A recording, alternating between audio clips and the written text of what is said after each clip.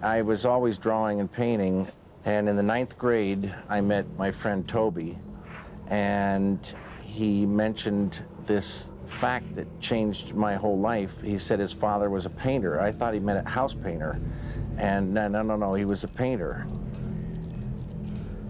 So I was living in this world where I didn't think people were painters. I never heard of it before. And once I heard that it was possible, that was it for me from then on. And it completely, like just filled me with happiness, and I was different.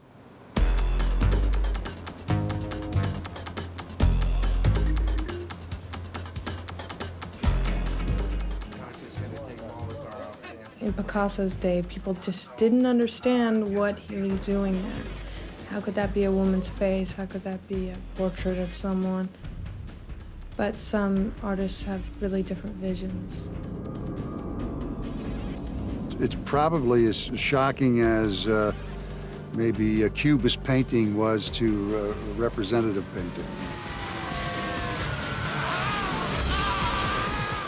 It's a different form. It's not for you to sit dumbly and be sort of entertained, It should involve all your senses, and I think that this film grabs you. It seizes your attention. Both Fred and Renee have got locked in each other's kind of this grip. They are incredibly vulnerable and raw to each other, and it's a place that's very bad to be if you're in a relationship where you're so vulnerable to behavior, innuendo, doubts, all of that. These two people are having a real hard time of it, and it doesn't get rosier. Jealousy can overwhelm a person, and I think that Fred's character is incredibly jealous. Although he's a man of the 20th century and, in a way, a hip man on the street, and he knows what's happening in the world.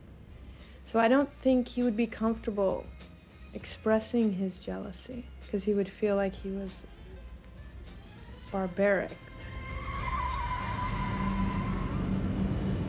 So how'd you meet that asshole Andy, anyway?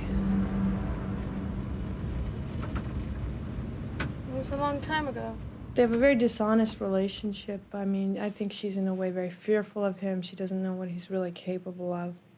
He doesn't want to admit who he really is. So they have this stalemate relationship where it's almost like in their marriage you feel that the word divorce is just constantly between them, but it's almost like a standoff of these two animals. Who's gonna leave first? What do you mean you're where right now? At your house.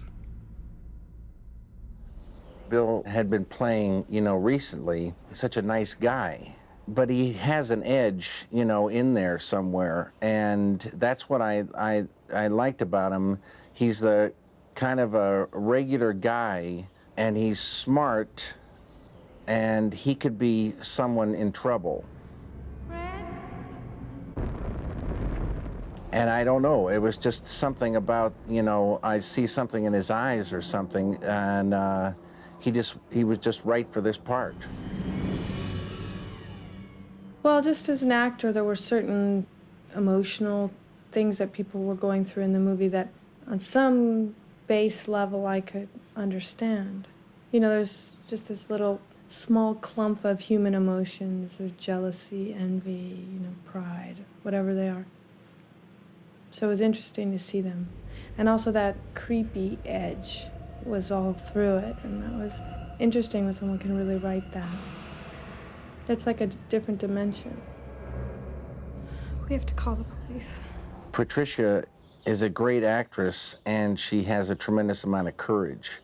And she kind of had to do things in this picture that were like always, seemed pretty, difficult.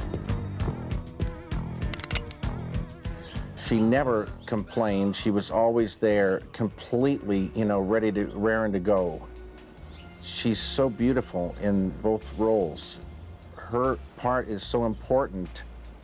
I just really appreciated, her attitude, and she just did a great job. It was fun to work with. Well, at first I thought, am I a figment of someone's imagination? So how am I supposed to get into someone's head and figure out what is that, Because you already have a boundary. You already have a line of demarcation because there's a man writer, a man director. So what is a man's idea of a woman? So you got to figure out, well, each man's idea of a woman is different, but what is this man who's directing this movie's idea of woman? Or when I would talk to David about the differences between these women, he has very distinct feelings about who they are. So I thought, well, I could play one very different than the other one. And that could be really exciting as an actor, to really change the vocal quality of each and change all these, the way they spoke, the way they moved themselves. But he kept saying to me, they are the same person. That they are the same person. So, you're just trying to figure out your way in there. It's a balancing act. I swear I love that girl to death. If I ever found out somebody was making out with her. Mr. Eddie isn't that far a jump for me to play. The nature of the fellow is quite clear. He's a guy you don't mess with. He's made of concrete. I'd blow his fucking brains out. He tells it like it is. He has a gal he loves to death, and anybody who he found out was making out with her takes a gun out. He said, I'll take this gun, and he's very graphic in what he's going to do with the gun. I always loved Robert Loggia, and I think here's a guy that is sitting on, a tremendous, power, and a lot of times plays characters that are fairly, calm and nice. I'm sorry about that, Pete. But tailgating is one thing I cannot tolerate. I didn't know about Balthazar. Yeah. He's got all the stuff, and he had tremendous enthusiasm, just got a great screen presence, and was again perfect for the part.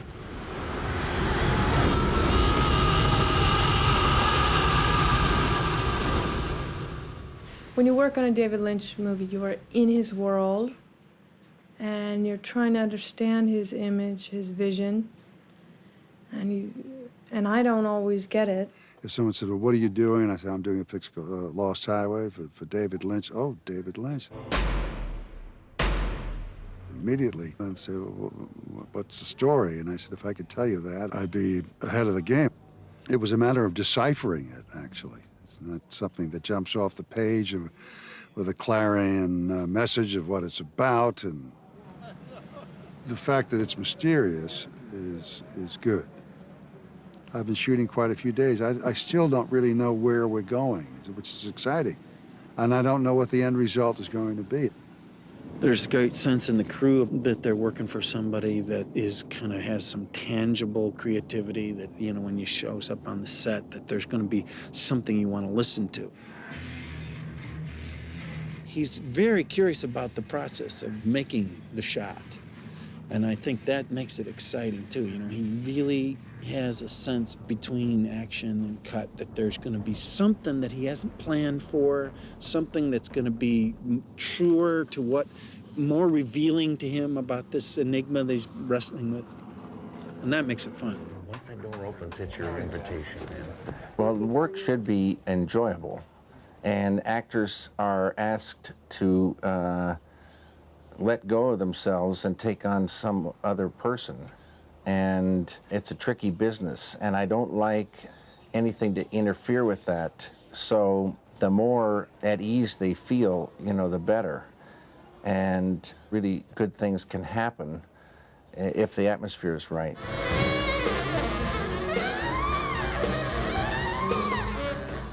I had to do some very, very intricate pieces, 2 pieces that were really, really edgy and kind of non-linear in their construction and playing, execution.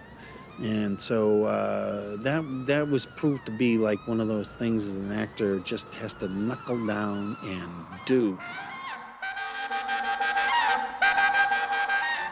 Bill's job was to, which he did, you know, fantastically, was to, you know, study that horn, and he took lessons, and he'd play in front of the mirror, and he memorized every note of this, you know, very abstract, you know, kind of intense, you know, these two pieces. And he was a killer, you know, on stage. He was pretty amazing and had it down. He was, you know, a sax player.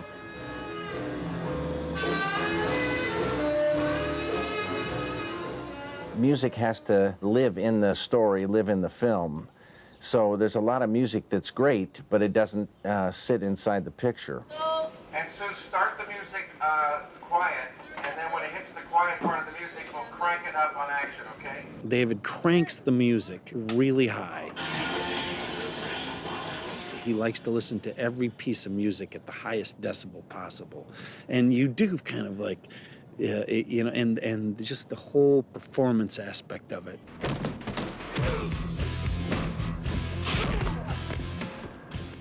And take after take after take all day long, you know.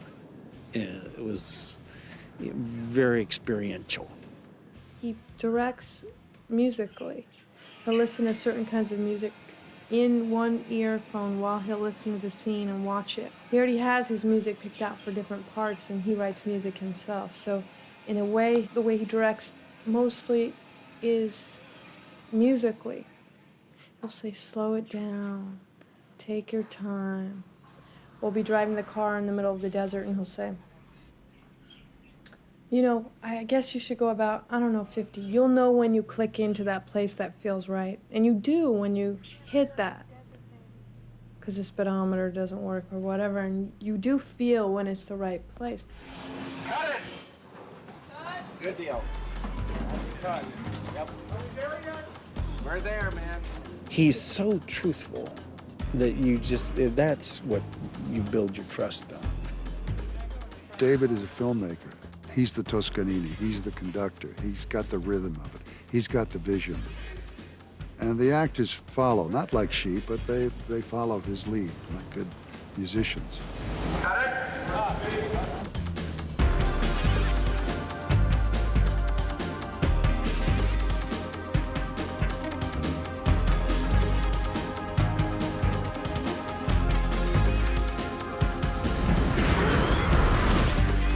Funny how secrets travel